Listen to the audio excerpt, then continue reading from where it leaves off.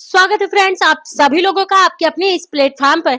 एक बात कहना चाहूंगी कि कोई मुझे कमेंट बॉक्स में मेंशन किया था कि एक मतलब शब्दों को कि मैम आप लिखती पता नहीं कहाँ है, दिखाई नहीं देता तो पढ़ेंगे कहाँ। तो देखिए मैं ये बताना चाहूंगी सबसे पहले ही कि एनसीईआरटी का बुक मैं पढ़ाती हूँ। और देखिए बुक में आप जानते हैं कि जो भी चैप्टर में देखिए जो पेज पे जो चीज लिखा रहेगा उसके अगल बगल ही मुझे जो जगह मिलता है ना उसी पे मैं लिखवा के आप लोगों को बताती हूँ। बशर्ते मैं दूसरा पेज ऐसे मतलब अलग से नहीं ले सकती, क्योंकि ये मैं एनसीईआरटी का बुक ही आप लोगों को पढ़ाती हूँ, है ना। तो जगह तो मुझे इसी में बनाना पड़ेगा। और जब आप पूरा क्लास, जब उस क्लास को मतलब जो लेक्चर पढ़ रहे हैं उस लेक्चर को पूरा पढ़ेंगे तब जानेंगे। देखिए मैं आप लोगों को कहाँ तक पढ़ाई थी, अगर वो मेरा क्लास पर डे ले रहे हैं तो वो जरूर देखेंगे इस चीज को और नोटिस करेंगे कि क्या है। तो देखिए एक मिनट कलर ले। तो देखिए ये है, अभी पूरक आहार हमें पढ़ना है। मैं आप लोगों को ये नहीं पढ़ाई हूँ डीपीटी ओपीबी और बीसीजी, यहाँ पे मैंने आपको बता दिया था। अतिसार निर्जलीकरण के बारे में मैंने बताया था आपको। ये सब देखिए पहले वाले का बताया था और दूसरे वाले को मैं बताई थी ना, ये जो दूसरा वाला अतिसार डायरिया, देखिए यहाँ से टोटल लेके मैं ये लेके और नीचे तक सारा समझाते गई हूँ। देखिए ये सारा आपका क्या है, निर्जलीकरण है, बार बार दस्त होना, मल त्यागना, तरल पदार्थों का वेस्ट होना। ये क्या हुआ, ये मतलब वेस्ट होने का मतलब होता है नुकसान होना। ये कैसे फैलता है, बैक्टीरिया द्वारा भी फैलता है और वायरस द्वारा भी। बैक्टीरिया में हमने जाना था सीगेला वगैरह। तो ये सब देखिए ये क्या आ रहा है, यही सब लाइनें आ रही, जबकि हम आप लोगों को ये सब चीजें नहीं अभी पढ़ाए हैं, नहीं पढ़ाए ना। अब जब मैं बुक पढ़ा रही हूँ तो बुक के साइड में ही जो जगह होता है वहां मैं आप लोगों को समझाने की कोशिश करती हूँ। अब ये देखिए सारी साइड में मैंने मतलब इस साइड में आप लोगों को फर्स्ट और सेकंड वाले स्टेप का सारा एग्जांपल दी थी और बताई थी। तो देखिए यहाँ पे हैजा, अतिसार, टाइफाइड के बारे में मतलब मैं बताना जरूरी समझी, क्योंकि क्वेश्चन में टीजीटी से यहाँ से ये क्या होता है, मतलब आयोग पूछ लेता है कि जल द्वारा और दूषित भोजन द्वारा कौन से रोग होते हैं। तो इस चीज को मैंने इंपॉर्टेंट नजरिए से आपको बताया। अब देखिए कितना मैं नीचे तक आप लोगों को समझाते चली गई हूँ, है ना। कारण भी मैं बताई थी कि क्यों होता है डायरिया और अतिसार। कह रही इसे दोबारा मैं रिपीट नहीं करूंगी, तो उनके कमेंट बॉक्स में मेंशन करने के वजह से मैं इस चीज को बता रही हूँ। खैर पता नहीं वो देखेंगी कि नहीं देखेंगी, पता नहीं कौन कौन से फ्रेंड है। तो मतलब मैं 2 लेक्चर में इस चीज को जरूर बोलूंगी ताकि उन तक ये मैसेज पहुंचे। अब देखिए मैं कितने नीचे तक आप लोगों को बताई थी, जस्ट पिछले वाले लेक्चर को यहाँ तक मैं बता चुकी हूँ। जब फ्रेंड्स और फिर पुनः मैं दोबारा यहाँ तक आती हूँ तभी उस क्लास को ओवर करती हूँ। भाई पढ़ाऊंगी तो एक स्टेप वाइज मैं तो लिखती हूँ कि लाइन बाय लाइन मैं आप लोगों को पढ़ाती हूँ। लाइन बाय लाइन ही ना समझिए फ्रेंड, मतलब एक एक शब्दों का निचोड़ मैं बताती हूँ आप लोगों को, है ना। तो ये मतलब कमेंट बॉक्स में इस चीज को मेंशन करना कोई वो बात मैं नहीं समझ सकती। हाँ जिस लाइन को आप नहीं समझ रहे हैं, जिस टॉपिक को नहीं समझ रहे हैं, मतलब मान लीजिए पिछले वाले लेक्चर में हमने डायरिया, अतिसार समझा था। मैं बताई थी कि दोनों एक दूसरे का ही पूरक रूप है। फिर उसके बाद से मैं हैजा बताई थी, टाइफाइड बताई थी, देखिए सारा ये सब नीचे यहाँ पे बताई थी। तो इन चीजों को अगर आप नहीं समझ पाए हैं डिटेल में तो उसे मेंशन करिए, मैं आप लोगों को दोबारा बता दूंगी, है ना फ्रेंड्स। तो बस यही बात है कि जब मैं बुक वाला ही चैप्टर वही खोल के पढ़ाऊंगी तो पेज भी तो वही रहेगा फ्रेंड्स। अब आप देखते हैं कि पेज में कितना जगह होता है। खैर इसे मैं कर्सर से बड़ा करके फिर यहाँ पे साइड में सेट कर देती हूँ। तो बस आशा करूंगी कि जो भी पढ़ने वाले बच्चे हैं मेरे इस बात को समझने की कोशिश करेंगे, और ना समझ में आए तो फिर उसे भी कमेंट बॉक्स में मेंशन करिए। मैं देखूंगी कुछ और रास्ता निकालूंगी। बशर्ते आइए देखते हैं कि हम लोग किस टॉपिक पे हैं। सभी लोगों को पता ही हो गया होगा कि पेपर का डेट मतलब जून में भी नहीं अब होगा, अब आगे जाने वाला है। तो घबराइए ना, चिंता न करिए, हमें जो भी टाइम मिल रहा है। खैर दिमाग तो इधर भी मतलब मान लीजिए कि ये क्या कह रहे हैं कि इंडिया और पाकिस्तान के बीच में जो भी बातें चल रही थी तो वहां पे भी हम लोगों की बातें कुछ चली जा रही थी। तो अच्छा हुआ कि डेट आगे बढ़ गया, तो और रिलैक्सफुल होके हम अपने टॉपिक को पढ़ेंगे। तो आगे देखते हैं, पूरक आहार हमें पढ़ना था, है ना। और पूरक आहार को शायद हमने जस्ट पिछले वाले लेक्चर में वो भी हम क्लास 12th वाले में हम पढ़ लिए थे, जहाँ पे पोषक तत्वों को बताया गया था। तो वहां पे हम ये चीज जान लिए थे। याद करने की कोशिश करिए जो भी मेरे क्लास स्टूडेंट होंगे, मतलब डेली लेने वाले, तो पूरक आहार का मतलब मतलब हम अच्छे तरीके से शायद समझ लिए थे कि 3 बार भोजन और 1 बार नाश्ता।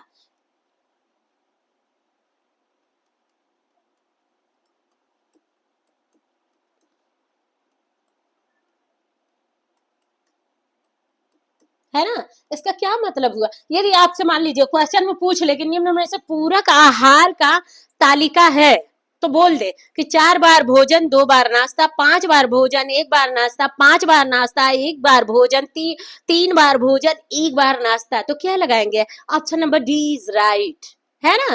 तो ऐसे भी क्वेश्चन पूछ लेता है। ये मान लीजिए कि पूरक आहार का वर्गीकरण है ना, तो 3 बार आपको भोजन देना रहेगा बच्चे को और 1 बार नाश्ता है। मतलब ये जान लीजिए उसे हैवी चीज क्या किया जा रहा है, 3 बार दिया जा रहा है। और नाश्ता क्या दे रहा है? 1 बार आप नाश्ता उसे दे रहे हैं। फिर चाहे मान लीजिए वेज खाने वाले होके या नॉन वेज खाने वाले होके। नॉन वेज खाने में तो पता चले कि एक बॉयल एग दे दिए नाश्ते में, पकड़ा दिए, भाई वो पूरा तो खाएगा नहीं लेकिन थोड़ा बहुत गिराया, उसका आमलेट बना दे दिए ब्रेड पे, मतलब कि स्लाइस पे लगा के उसे दे दिए, तो ये आपका एक नाश्ता का रूप हो गया। वेज वाले हैं तो मतलब मान लीजिए कि पनीर की पकौड़ा दे दिए हैं, या फिर मतलब ऐसा चीज देना है कि बच्चे को वो मतलब उसके शारीरिक वो के अकॉर्डिंग आपको देना है। अब बड़े के लिए थोड़ी ना कहा जा रहा है। तो पूरक आहार की बात की जाए, अच्छा पूरक आहार में मेन चीज हमने क्या देखा था ना, अब हल्का सा इरेज करते फिर नीचे की तरफ बढ़ेंगे पढ़ते हुए, है ना? तो फिर अब कमेंट बॉक्स में ये ना मेंशन करिएगा कि मैम आप लिखती कहीं और हैं, तो पता कैसे चलेगा, है ना? तो देखिए इसके लिए तो मैं आप लोगों से क्षमा प्रार्थी हूँ भाई, मैं यही बता पाऊंगी ना साइड में ही।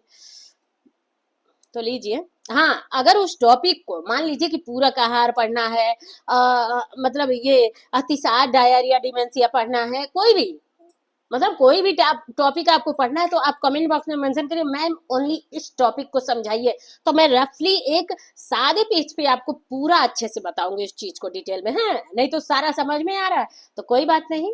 आइए अब यहाँ पे देखते हैं।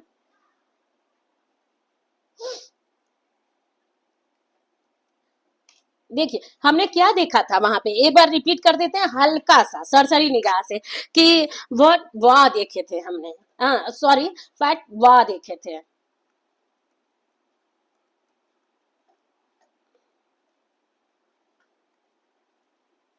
यही देखे थे ना पूरक आहार में, पूरक आहार में हमने यही देखा था, है ना? देखिए फ्रेंड्स एक बात तो मैं बताना चाहूंगी कि YouTube पे आपको फ्री क्लास ऐसे कोई डिटेल में नहीं पढ़ाएगा। आप किसी का भी क्लास लेके देख लीजिए ना, मतलब आप देखिए कि मैं जैसे आप लोगों को पढ़ाती हूँ कि मतलब ये जानिए कि आप क्लास नहीं कर रहे हैं, डेली आप क्लास घर बैठे ही कर रहे हैं, कि मतलब जैसे स्कूल मतलब क्या कहा जाए कि मतलब जैसे आप क्लास में जाके बैठ के पढ़ते हैं, मतलब चेयर वगैरह पे, है ना? तो एकदम समझिए कि आप घर पे क्लास ले रहे हैं, और कोई फ्रेंड्स ऐसे आपको डिटेल में नहीं हर चीज समझाएगा, बिल्कुल नहीं समझाएगा। हाँ ऑप्शनल क्वेश्चन आपको रोज वही आ जाएंगे, रोज देखिए हर रोज वही बोली का लहजा होगा, वही चीजें बताई जाएंगी, लेकिन मेरे क्लास में आप नहीं पा सकते उसे रिपीट। हाँ मैं समझाने की कोशिश करती हूँ, बस थोड़ी सी हल्की सी एक कदम पीछे चलती हूँ, तो उस चीज को आपको रिवीजन कराते चलती हूँ फ्रेंड्स। तो ये मेरा तरीका है पढ़ाने का। अब आइए देखते हैं इसका मतलब हम क्या जाने थे ना, कि एफ का मतलब होता है क्या? आवृत्ति।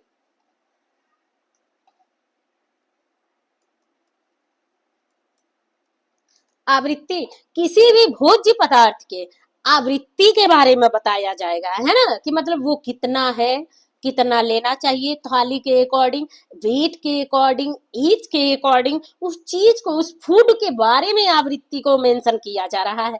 अब ए का मतलब हो जाएगा ना कि मात्रा, मात्रा मतलब कितने प्रतिशत लीजिए, है ना? अब वो मान लीजिए कि 6 मंथ का बेबी है, 6 मंथ का हो गया, 7 मंथ का बेबी है, तो उसके लिए आप क्या क्या हम बनाते हैं, सेरेलैक्स बनाते हैं ना। तो सेरेलैक्स का कितना, मतलब दो दो 2 स्पून हमें लेना चाहिए उसे गर्म पानी में, 3 स्पून लेना चाहिए, 1 स्पून लेना चाहिए, या फिर कोई भी चीज हम खिला रहे हैं। अब मान लीजिए सारे दिन सेरेलैक्स खिलाने से तो कुछ होने वाला नहीं है। कभी हुआ कि दूध में ये क्या है, बिस्किट है, पार्ले जी का सबसे अच्छा होता है, दूध में आपने 2 बिस्किट डाला, अच्छा चलिए ये हो गया, कोई चीज स्लाइस लेके उसे खिला दिए तो वो हो गया। तो उसकी मात्रा पे डिपेंड करता है ये बच्चे के, है ना। अब टी का मतलब क्या होता है ना, आपने जाना कि एफ का मतलब आवृत्ति, ए का मतलब मात्रा, और सॉरी ये आई है, आई का मतलब गाढ़ापन हो गया, गाढ़ापन। अब ये नहीं कि बच्चे को आप दूध दे रहे हैं, आप देखते हैं जब बच्चा मतलब सीजर द्वारा माँ का हो गया या फिर नॉर्मल हुआ होता है, तो मैम कोई वो लिखती हैं, मतलब लैक्टोजिन 1, एक मैं जानती हूँ दूध का पाउडर, लैक्टोजिन 1 ज्यादा मैम लिखती हैं, है ना। तो उसे लिखेंगे तो आपको बताती हैं कि कितना उसमें पानी मेंशन करिए, या फिर ये जान लीजिए कि गाय के दूध को पिलाना है, भैंस के दूध को पिलाना है, आप सुनी होंगी बूढ़े बुजुर्गों से कि डायरेक्ट नहीं हम उस दूध को दे सकते, उसमें कहीं उस दूध से ज्यादा हमें पानी मिलाना पड़ता है। तो उसके गाढ़ापन पे बताया, हम बच्चे को दलिया दे रहे हैं, मान लीजिए बच्चा 8 महीने का हो गया, 9 महीने का, साल भर 1.5 साल का हो गया, तो हम उसे दलिया दे रहे हैं। तो दलिया ये नहीं कि अब भाई बाउल में लिया है, बाउल में से तैरता हुआ बाहर की तरफ बह रहा है, नहीं ना। मतलब ऐसा गाढ़ापन रहे उसमें। हम हलवा बना रहे हैं, सूजी का हलवा बना रहे हैं, आटे का हलवा बना रहे हैं, मूंग दाल का बना रहे हैं, ये क्या हुआ, गाजर का हलवा बना है, यानी तो जो भी हलवा बना रहे हैं, साबूदाने का बना है, जो भी हलवा हम बना रहे हैं, वो हलवे में कितना गाढ़ापन होना चाहिए इस चीज पे डिपेंड करता है। तभी बच्चा उसे क्या खा सकता है, पचा सकता है, मतलब उसका डाइजेस्टिव हो सकता है, पता चले इतना ठोस बना दी, काट काट के खाए, कुछ ज्यादा ही गाढ़ा बना दी, कुछ ज्यादा पतला बना, तो उस चीज पे डिपेंड करता है। और ये सारे हमारे किस में आते हैं, पूरक आहार में आते हैं, है ना। वी का मतलब होता है विविधता, विविधता, विविधता का मतलब होता है वैरायटी,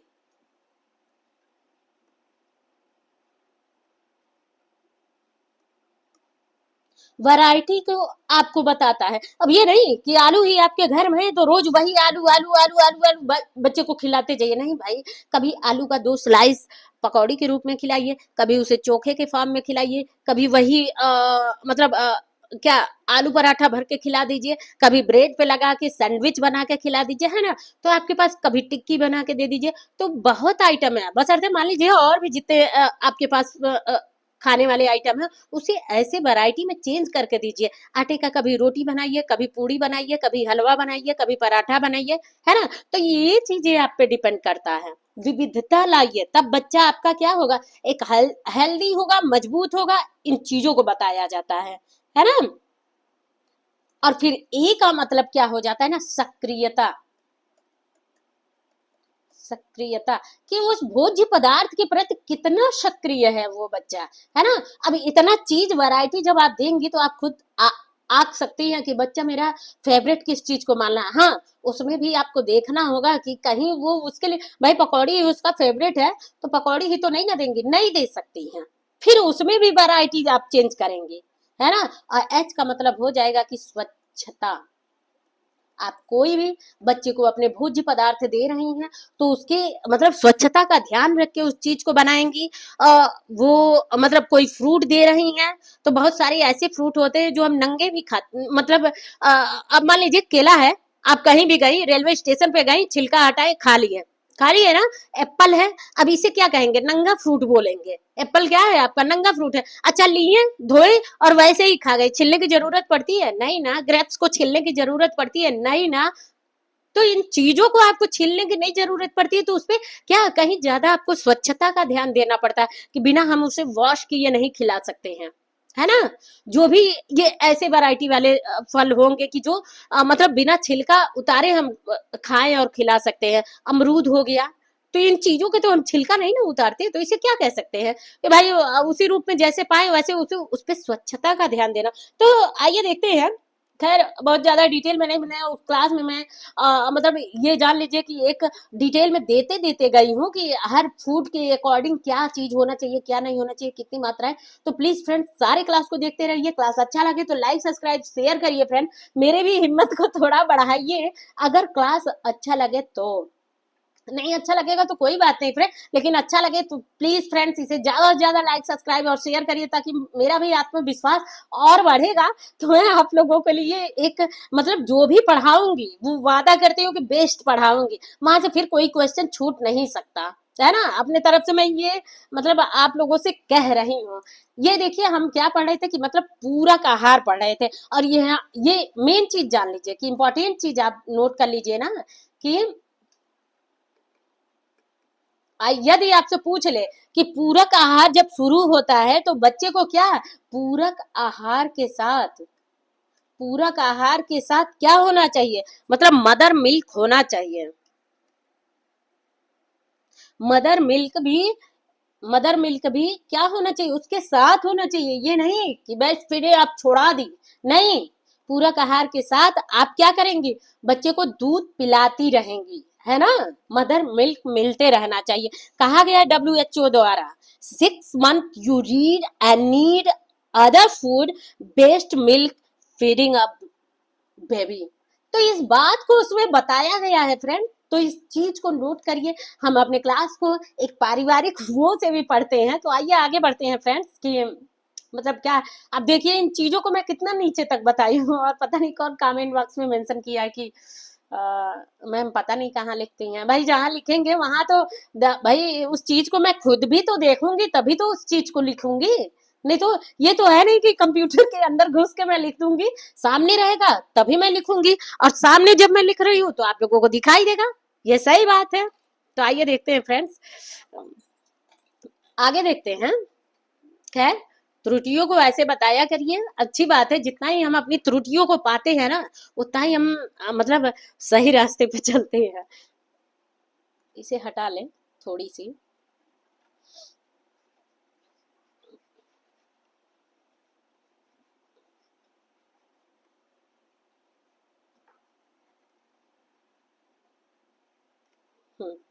विद्यालय पूर्व किसका कहा जा रहा है, कि विद्यालय पूर्व बच्चों, और कितने बच्चों को लिया गया है, 1 से 6 वर्ष के बच्चों को का पोषण स्वास्थ्य एवं स्वस्थता। क्लास छोड़ के बिल्कुल भी नहीं जाएगा, यहाँ से बहुत ही क्वेश्चन पूछ लिए जाते हैं। अब आपसे पूछ लिया जाएगा सीधे डायरेक्ट यहीं से पूछ लिया जाएगा कि विद्यालय पूर्व बच्चों को और किस नाम से जाना जाता है। आप बताइए, कमेंट बॉक्स में मेंशन करिए जल्दी से कि और विद्यालय पूर्व बच्चों को हम किस नाम से कह सकते हैं। मान लीजिए वो दूसरा नाम लेके आयोग आपसे क्वेश्चन कर ले, तो आप कैसे इस एज को मेंशन करेंगे कि 1 से लेकर 6 वर्ष को हम विद्यालय पूर्व बच्चों को कहा जाता है। मेंशन करिए, है ना, इस चीज को मेंशन करिए। अब देखिए कि कब को कहा जाता है पता है कि आप लोग नहीं करेंगे कमेंट बॉक्स में मेंशन, लेकिन मैं बताऊंगी आप लोगों को। ये क्या कहा जाता है, प्री स्कूल कहा जाता है। यदि आपसे पूछ ले कि निम्न में से प्री स्कूल का एज है, क्या कह रहा है कि प्री स्कूल का एज पूछ रहा है, तो आप कितना देंगे, 1 से 6 वर्ष देंगे। 1 से देखिए फ्रेंड्स 8 वर्ष भी होता है ना।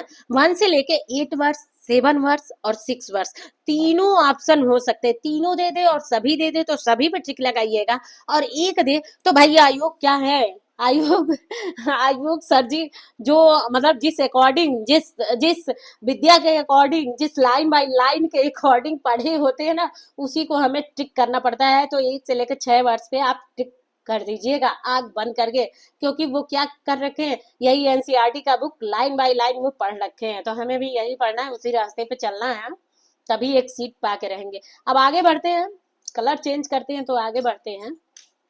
देखिए जैसा कि आप सभी जानते हैं कि विद्यालय पूर्व बच्चे बहुत ऊर्जावान, अच्छा चुस्त और उत्साही होते हैं, वाकई होते हैं। आप देखते हैं ना विद्यालय पूर्व बच्चे, मतलब वो क्या कहा जाता है ना कि एनर्जी फुल उस समय बच्चे होते हैं, खूब भागम भाग मचाएंगे, दौड़ेंगे, बैठेंगे, थोड़ी देर पढ़ेंगे, फिर उसके बाद से उधम मचाना। स्कूल में भी बहुत मतलब खेलने का काम वो ज्यादा करेंगे, नटखट पना का काम ज्यादा करेंगे, क्योंकि उस समय पेरेंट्स मीटिंग में क्या होता है ना कि बहुत ज्यादा यही शिकायतें आती हैं कि मैम ये क्लास में भी मतलब बहुत शैतानियां करते हैं, है ना। तो उस चीज को आता है, तो वहां पे उनका ऊर्जावान झलकता है ना, चुस्त जुस्त होना उनका झलकता है, उत्साही होना पूरा झलकता है। अब आगे की लाइन देखते हैं ना कि शैशवावस्था में होने वाली तीव्र वृद्धि वह अपेक्षाकृत धीमी हो जाती है। नोट करिएगा फ्रेंड्स, बहुत इंपॉर्टेंट लाइन है यहाँ पे।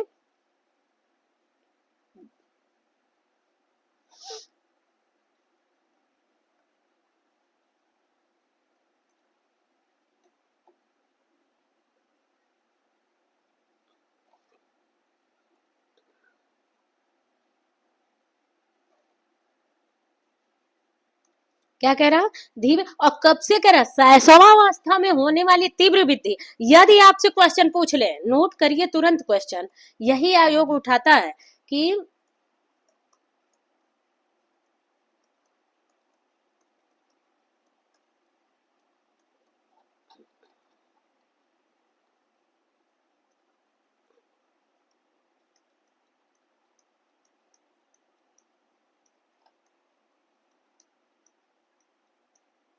शारीरिक वृद्धि डैश डैश होती है। यदि आपसे पूछ ले कि शैशवावस्था में शारीरिक वृद्धि डैश डैश होती है, ऑप्शन दे दे। अब ऑप्शन नोट करिए।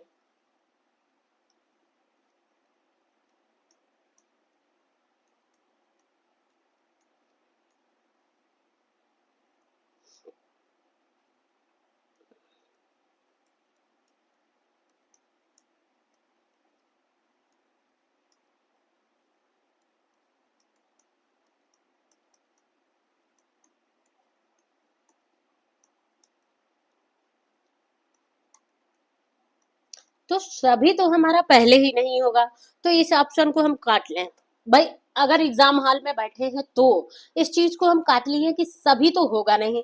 अब बचा हमारा मंद वृद्धि, तीव्र वृद्धि और समान वृद्धि। यदि हम यहाँ पे पढ़े हैं ध्यान से कि शैशवावस्था में होने वाली तीव्र वृद्धि अब अपेक्षाकृत धीमी हो जाती है, और कब धीमी हो जाती है, विद्यालय पूर्व बच्चों में, है ना। शैशवावस्था हमने हर लाख के अनुसार पढ़ रखा है, और हर लाख के अनुसार जान रखा है कि मतलब शैशवावस्था कहाँ से क्या क्या बोला जाता है, कितने एज को बोला जाता है, क्या क्या उसे उस अवस्था का और भी नाम है। इस चीज को हमने पढ़ रखा है, तो हम जानते हैं अच्छी तरह कि शैशवावस्था एक मतलब कितने 2 साल तक को शैशवावस्था कहा जाता है, लेकिन हमारा यहाँ पे दे दिया जा रहा है कि 1 से 6 वर्ष के लिए दे दिया गया है ना। तो 1 वर्ष तक का तो हम ले लेंगे, 1 वर्ष के पहले मतलब जो शिशुओं का वो मान लीजिए ना कि मतलब क्या होता है, तीव्र वृद्धि होता है। क्या होता है, 1 वर्ष तक क्या होता है, तीव्र वृद्धि होता है। यदि आपसे दे दे कि ये देखिए, 2 टाइप से क्वेश्चन बन सकते हैं फ्रेंड्स, ध्यान दीजिएगा कि शैशवावस्था शारीरिक वृद्धि, शैशवावस्था में शारीरिक वृद्धि डैश डैश होती है, तो तीव्र वृद्धि आप लिखेंगे। और यदि आपसे दे दे कि तीव्र वृद्धि होती है निम्न आयु में डैश डैश आयु में, तब आपसे दे दे कि शैशवावस्था दे दे, नवजात अवस्था दे दे, बाल्यावस्था दे दे और किशोरावस्था दे दे, तब आप आंख बंद करके लगाएंगे कि शैशवावस्था पे। अवस्था भी पूछ सकता है आपसे, है ना। तो या तीसरा नोट कर लीजिए फ्रेंड कि तीसरा, अब देख लीजिए जो देखने वाले हैं, देखिए सामने ही लिख रही हूँ। तीसरा नोट कर लीजिए कि सीधे एज दे दे कि 1 वर्ष में 2 वर्ष में 2 वर्ष में, या फिर दे दे 6 वर्ष में, 12 वर्ष में, 12 वर्ष में, है ना। तो आप 12 वर्ष का मतलब है तो कि मतलब हो गया कि किशोरावस्था आपका हो गया, तो ये भी कट गया।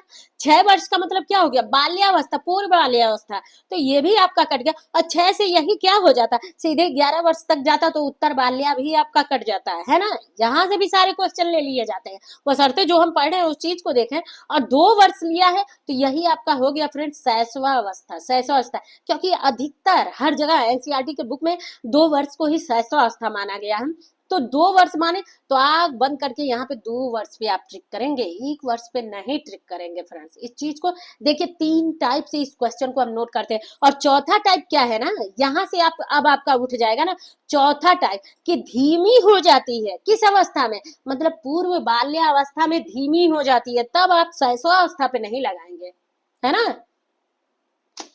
तब आप शैशवावस्था पे नहीं लगाएंगे फ्रेंड्स। इस क्लास को यही यही हम मतलब ओवर करते हैं। और देखिए 3 क्वेश्चन है, आप इस क्वेश्चन को पहले यहीं पे और रिपीट करिए फ्रेंड्स, इसीलिए ओवर करें। देखिए 3 क्वेश्चन यहाँ पे इस चीज को रिपीट करिए, 4 क्वेश्चन हमारा मिला, बहुत ही इंपॉर्टेंट क्वेश्चन है। एक क्वेश्चन से देखिए कितने क्वेश्चन यहाँ पे बनते हैं फ्रेंड। नेक्स्ट अगली क्लास में हम नेक्स्ट यहाँ से देखेंगे, यहाँ से देखेंगे विद्यालय पूर्व बच्चों से, फिर देखेंगे विद्यालय पूर्व बच्चों से। थोड़ा ही पढ़े ज्यादा समझे ये बहुत अच्छी बात होती है, ज्यादा पढ़ के कुछ ना समझे ये अच्छी बात नहीं होती है। तो थोड़ा पढ़िए, ज्यादा समझिए, बस वैकेंसी टॉप करिए। तो फ्रेंड नेक्स्ट अगले क्लास में मिलते हैं, तब तक के लिए फ्रेंड्स बाय बाय।